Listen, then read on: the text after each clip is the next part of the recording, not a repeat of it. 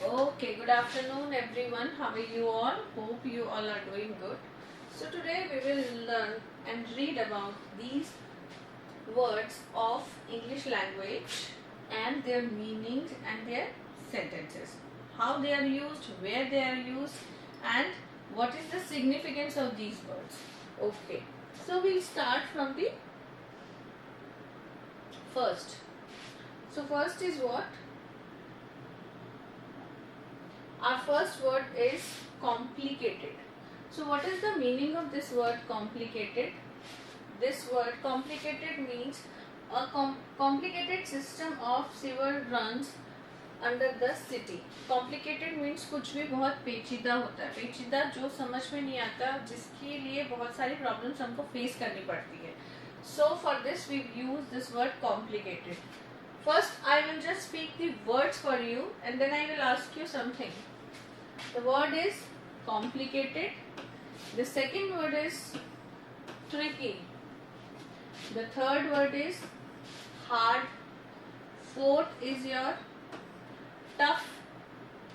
Fifth, naughty.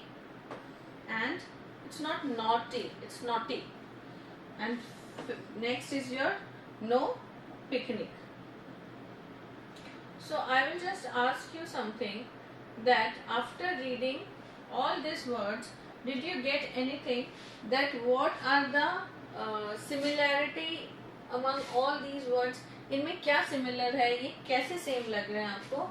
These are of same, you can say these are the similar words of difficult. The word difficult. Okay, so you can say these are the synonyms. These are the synonyms of the word difficult. Okay, complicated, tricky, hard, tough, naughty and no picnic.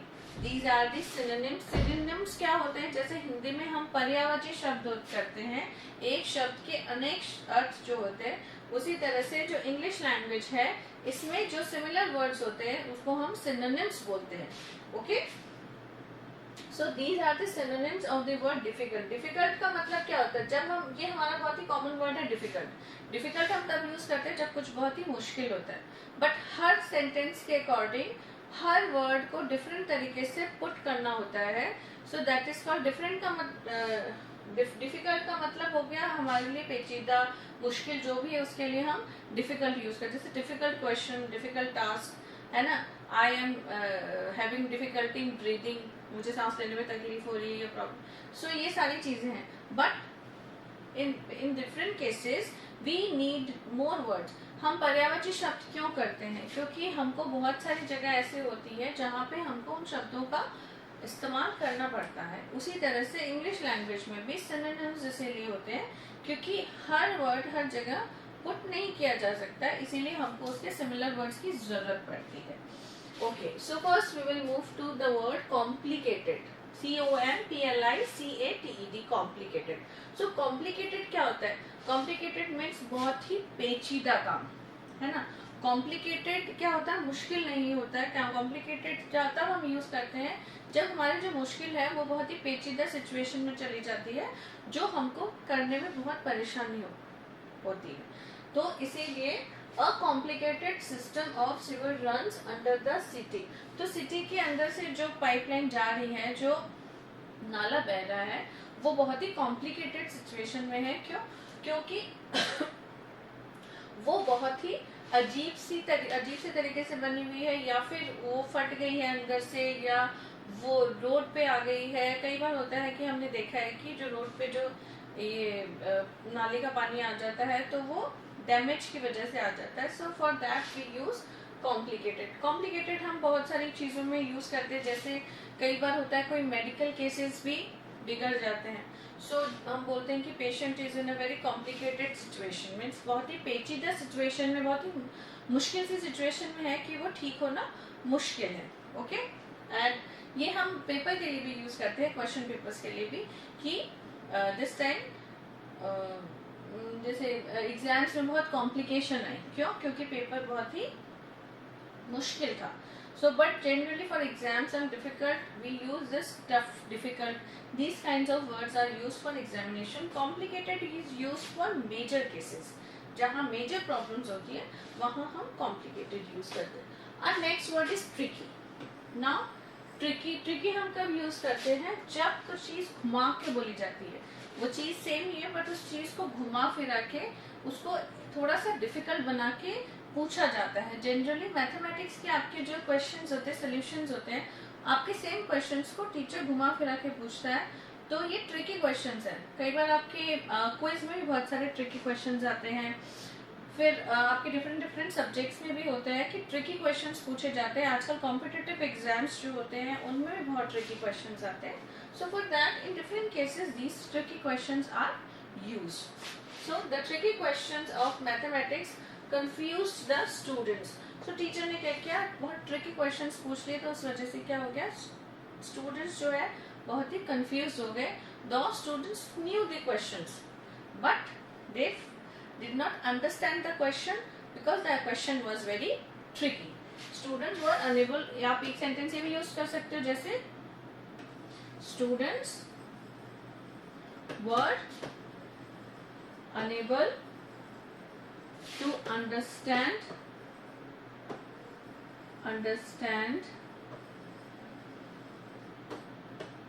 the question because it was tricky. Okay, so tricks and tricky, there is a difference between tricks and tricky also. Same way, what we will do,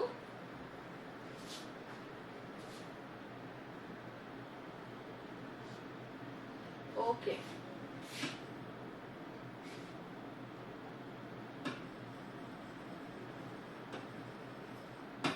next word is our hard. Hard is again a very common word which you have heard many times.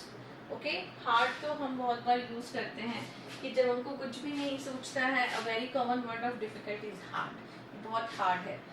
Okay. तो the hard bench was comfortable. So hard हम किस चीज के लिए use कर सकते हैं, जो ठोस होती है बहुत, है ना. तो ठोस होती है उसके लिए हम हार्ड यूज कर सकते हैं. बट अब again the hard bench was, यहाँ पे हमने क्या किया है, hard bench was, the hard bench was not comfortable, या फिर the hard bench was uncomfortable to sit. Okay, ये दोनों में से हम कुछ भी यूज कर सकते हैं. That is up to you, that what you want to use. Okay,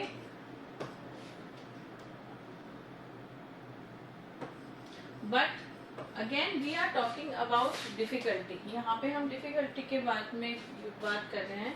So the question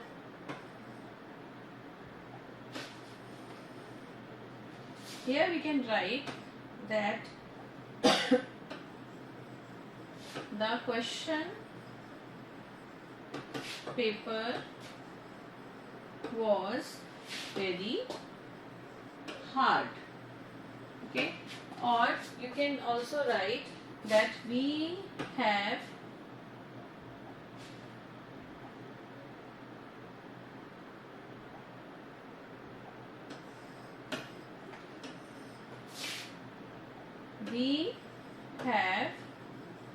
gone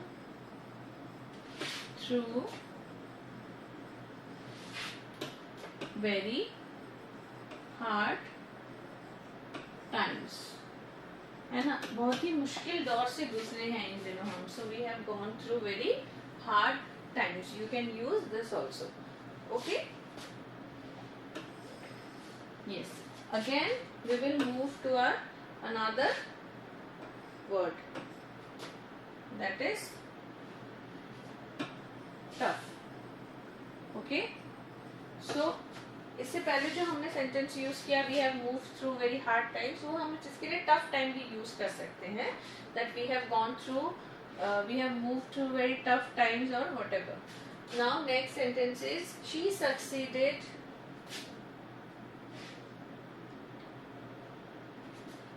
she succeeded to all the tough questions. She succeeded to solve all the tough questions. So इसका मतलब क्या हुआ, जितने भी tough questions उसके exam में आए थे उसने बहुत ही सक्सेसफुली उनको सॉल्व किया. सो जितने भी क्वेश्चंस बहुत ही टफ थे, क्वेश्चंस बहुत ही मुश्किल थे क्वेश्चन, लेकिन उसने सारे क्वेश्चंस को बहुत ही आसानी से और बहुत ही इंटेलिजेंट वे में उसने उन क्वेश्चंस को सॉल्व किया. So she succeeded to solve all the tough questions. तो जितने भी टफ क्वेश्चंस आए थे उसको बहुत ही आराम से और बहुत ही फ्लो के साथ उसने सॉल्व किया. So again tough is also use for difficult. Now next is what, naughty. KNOTTY, naughty. So this is not naughty. वो नॉटी जो बदमाश वाला नॉटी होता है, that is your NAUGHTY. This is naughty. Naughty means, वैसे तो not means, naughty means जो बहुत ही क्या होता है उसको बोलते हैं हम, गांठ लग जाना, बहुत ही जटिल, जैसे हिंदी में बोलते हैं ना, बहुत ही जटिल सवाल था या बहुत ही जटिल हमारी सिचुएशन हो गई थी बहुत ही. So she met with a lot of naughty problems. Means उसके लाइफ में इन दिनों बहुत ही जटिल समस्याएं रही, या इन दिनों वो बहुत ही जटिल समस्याओं से गुजरी, और इन दिनों उसकी लाइफ में बहुत ही जटिलता चल रही है. तो ये क्या हो गया, नॉटी इज ऑल्सो, ये भी एक डिफिकल्ट का पार्ट है, बट ये डिफिकल्टी को एक्सट्रीम लेवल पे ले जाता है. जब हमारी डिफिकल्टी बहुत ज्यादा बढ़ जाती है, बहुत ही जटिलता आ जाती है और उससे लड़ना बहुत मुश्किल हो जाता है, so that is your naughty. Again no picnic. No picnic जैसे ये कोई मजाक की बात नहीं है ना, कई बार हम ऐसा यूज कर सकते. We all love new gadgets, but shopping for technology is no picnic. तो नो पिकनिक मतलब क्या हो गया, आसान नहीं है. आसान नहीं है तो क्या हुआ, जो चीज आसान नहीं है वो क्या है, वो मुश्किल है. तो ये हमने क्या किया है, ये हमारा जो नो पिकनिक यहाँ पे यूज किया है, इससे कंफ्यूज होने की जरूरत नहीं है. मतलब नो पिकनिक इसमें यूज क्यों किया है कि पिकनिक जाने जितना आसान नहीं होता है.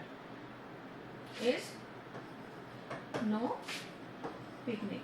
Again you can say no picnic इसीलिए यूज कर सकता है, कहीं ना कहीं है ये पिकनिक से रिलेटेड. पिकनिक जाना कितना आसान होता है, हम बहुत खुश होते हैं that yes we are going for a picnic and will enjoy there. But जब इसमें इसीलिए ये वर्ड यूज किया है कि जब हम कुछ शॉप करते हैं, हम न्यू गैजेट्स खरीदते हैं, सबको गैजेट्स की उतनी नॉलेज नहीं होती. हाँ, आजकल आपके पास बहुत सारी फैसिलिटीज है. You have internet facilities where you can go and search for different types of gadgets. उनके अंदर क्या क्या फीचर्स हैं and everything, and you have different types of gadget gurus also. ठीक है, बट क्या होता है कि फिर भी बहुत सारे लोग अभी भी टेक्नो फ्रीक्स नहीं है, सो उनको ये प्रॉब्लम्स फेस करनी पड़ती है. सो जब वो कोई नई चीज़ खरीदने जाते हैं, वेदर लैपटॉप्स और फोन्स और washing machines, refrigerators, whatever televisions, so they face problem while shopping. So it is no picnic. So shopping for a new gadget is no picnic. Means वो पिकनिक जाने जितना आसान नहीं है, वो बहुत ही मुश्किल टास्क है. So for in that case we use this no picnic. कि जब कोई चीज हमको लगती है कि आसान नहीं है, तो for that ये डायरेक्टली आपका ऐसे नहीं आना कि डायरेक्टली आप डिफिकल्टी में ये कहीं भी यूज कर लोगे. कि जब हम किसी चीज के लिए बोलते हैं कि अच्छा खाना बनाना कोई आसान काम नहीं है. So making good food is no picnic. हर किसी के बस की बात नहीं है. Okay, so this way there are different situations where we can use different types of sentences. So I hope you have understood these sentences very well, and I hope you will practice these sentences in your day-to-day life. Again, we will move for some more sentences. Let's see that. And have a quick look on these words, and in our next class we will discuss more about the same words. Okay, so we'll go with the first word, that is our aspire. Aspire means क्या होता है? Aspire means किसी चीज़ की इच्छा रखना. हम किसी चीज़ की इच्छा रखते हैं, जैसे अगर हमको तरक्की भी करनी है, तो जब तक हम उस तरक्की की इच्छा नहीं रखेंगे तब तक हम उस तरक्की की तरफ नहीं जा सकते.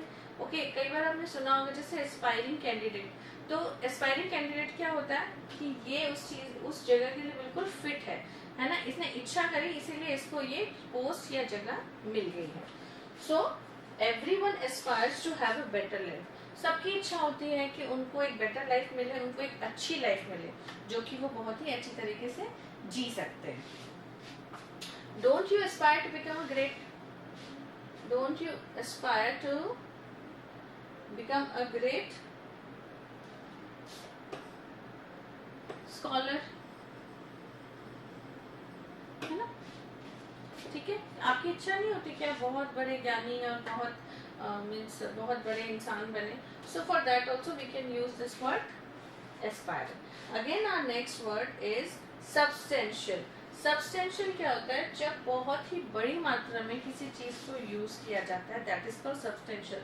जैसे मेरे पास बहुत ही I have substantial amount of food to serve others. मेरे पास बहुत सारा खाना है जो कि मैं दूसरे लोगों में भी बांट सकती हूँ. सो दैट इज बड़ी मात्रा में एम्पल. सफिशिएंट मीन्स बहुत ही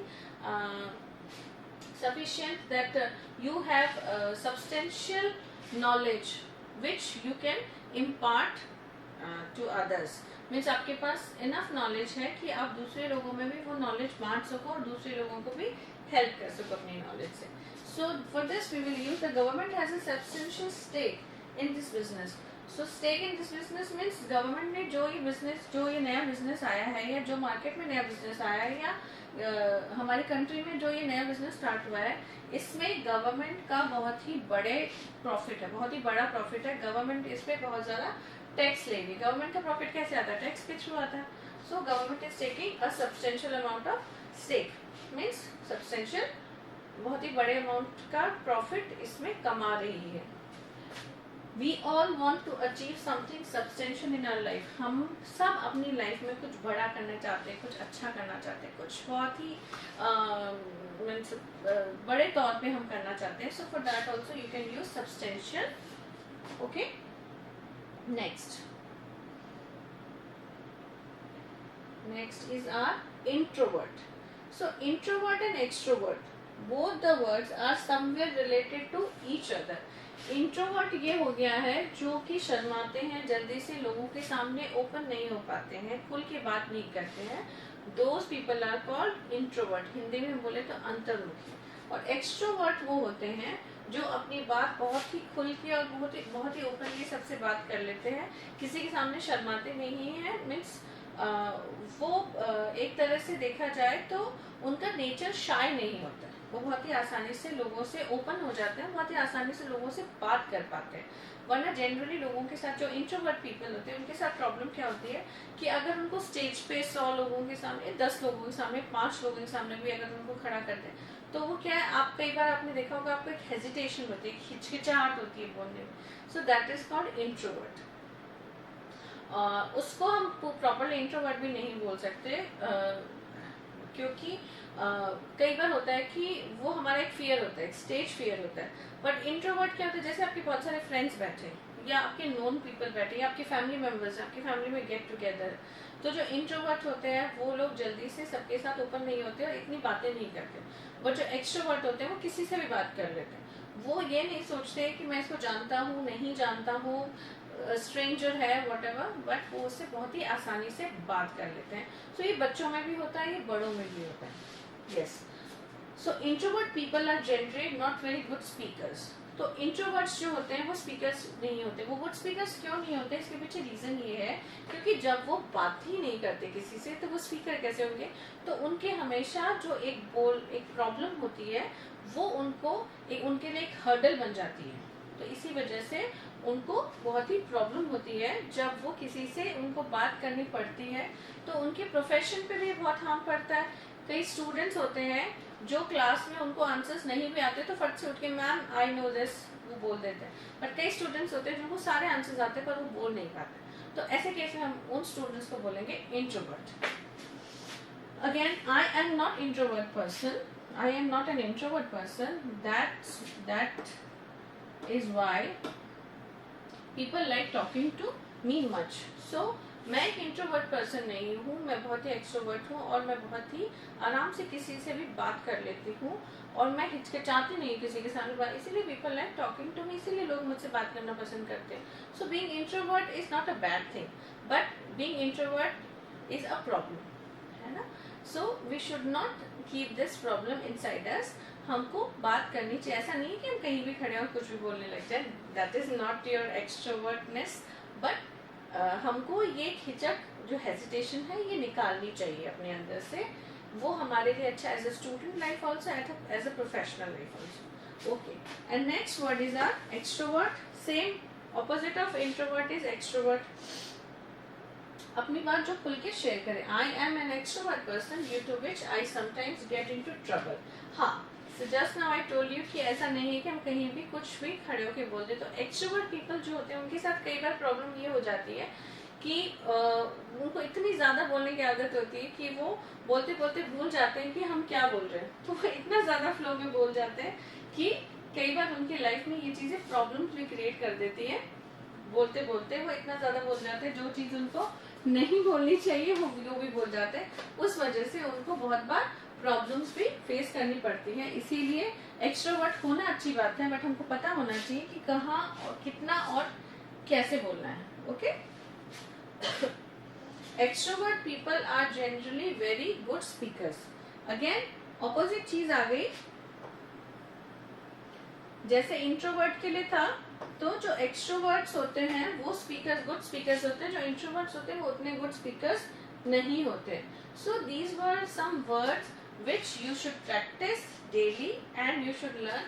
These are very basic words which you can practice easily, you can remember easily, and you should use these words in our day-to-day life so that you will be able to learn this. Because vocabulary is something, once we will start using these vocabulary in our daily routine, we will be able to understand how to use, where to use, and it will make our life easy. Thank you. Bye bye. Meeting next session.